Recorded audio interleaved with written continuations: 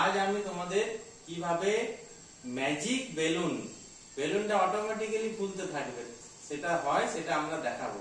তো সেটা দেখানোর জন্য প্রথমে একটা টেস্ট টিউবের মধ্যে কিছুটা ভিনিগার পাউডার নেব। কি নেব? ভিনিগার। আর একটা বেলুনের মধ্যে বেকিং সোডা। তো ভিনিগার যুক্ত টেস্ট টিউবটার মধ্যে ওই বেলুনটার মধ্যে একটু বেকিং সোডা ভরে নিয়ে সেই বেলুনটাকে যদি টেস্ট টিউবের মুখে ধরা হয় তাহলে দেখবো সেই ভিনিগার আর বেকিং সোডা একসাথে মিশে যাবে। মিশে গিয়ে সেখান থেকে কার্বন ডাই অক্সাইড গ্যাস উৎপন্ন হবে। আর সেই কার্বন ডাই অক্সাইড গ্যাসটা উপরের দিকে গিয়ে আস্তে আস্তে বেলুনটা ফুলতে থাকবে। তাহলে let us start the experiment. Okay, প্রথমে আমরা 15 ml কি নেব? Vinegar solution. তাহলে আমরা 15 ml নিয়ে আগে দেখো।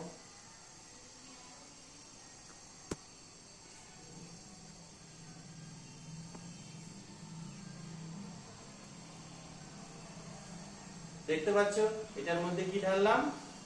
ভিনিগার।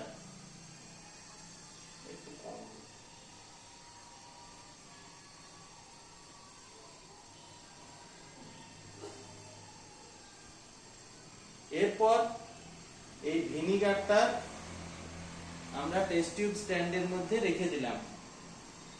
ওকে, টেস্ট টিউব স্ট্যান্ড এখন নেই এখানে,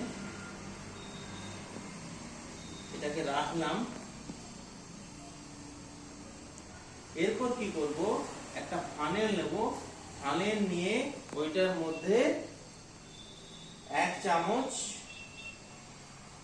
বেকিং সোডা নেব। বেকিং সোডা জানো তোমরা, কেক, পাউরুটি এগুলো প্রস্তুত করতে ব্যবহার করা হয়।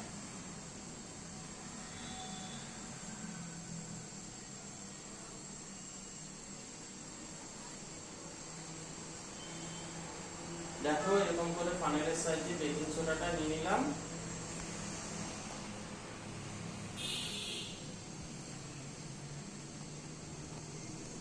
বেকিং সোডা নেওয়া হয়ে গেছে। বেকিং সোডার কৌটোটা বন্ধ করে দিলাম।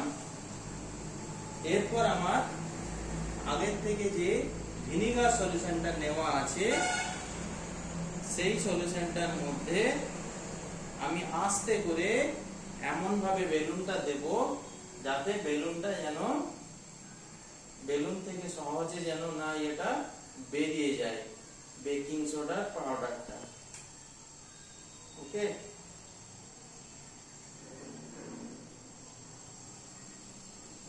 টেস্ট টিউবটা ছোট হলে ভালো হতো, টেস্ট টিউবটা অনেক বড়। যাই হোক, দেখা যাক যতটা সম্ভব করা যায়।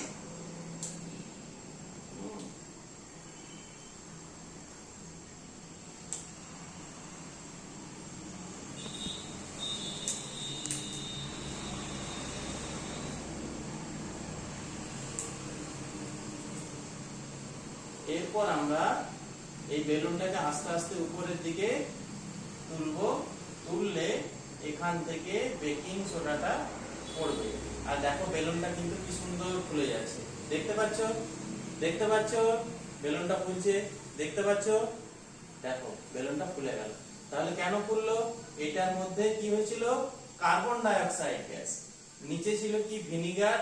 আর তার উপরে ছিল বেকিং সোডা। এই দুটো বিক্রিয়া করে কার্বন ডাই অক্সাইড গ্যাস উৎপন্ন হয়েছে। আর সেই কার্বন ডাই অক্সাইড গ্যাস থেকে এই বেলুনটা ফুলতে থাকলো। বুঝতে পেরেছো তোমরা? কেমন লাগলো? নিশ্চয়ই ভালো লেগেছে। নেক্সট পরের এক্সপেরিমেন্টটা পরের দিন দেখাবো। আজকে এখানে। Thank you.